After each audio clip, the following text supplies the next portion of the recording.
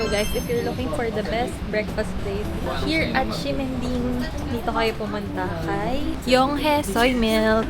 So medyo may line lang ngayon. Tayo din, kuha tayong tray.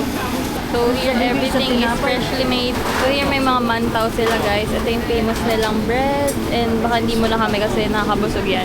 And ito na yung mga choices. Here, may mga ganyang options kayo guys. And kami, ay kinuha na niya yung isa. Big M omelette. Ito na lang oh. Ito ganyan. Isa. Then, soy milk, ano tayo? Ito yung no sugar. Meron din silang ito with sugar. Nice.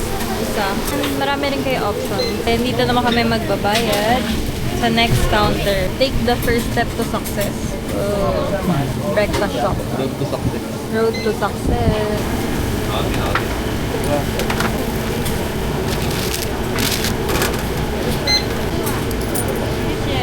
Try. Wrap. Pero savory. Bigat siya eh. Ang wala.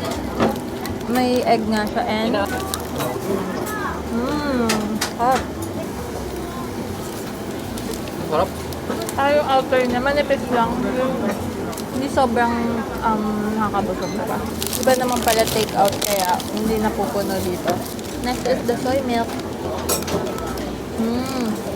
Super worth it. Mura lang din.